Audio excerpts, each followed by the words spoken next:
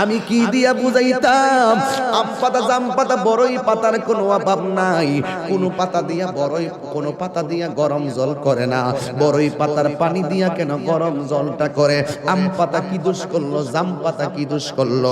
বড়ই পাতা দিয়া কেন গরম জল করা হয়? এই কথা দিয়ে কোন মৌলবি কয় না। লাল কাপড়, নীল কাপড়, হলুদ কাপড়, কত কাপড় দেখলাম। কবরের কাপড়টা কেন ভাইজান সাদা? এই সাদা দিয়া কেন দাফন করা হয়? এই কথা দিয়ে পৃথিবীর কোন মৌলবি কয় না রে। এ আমার যুবক,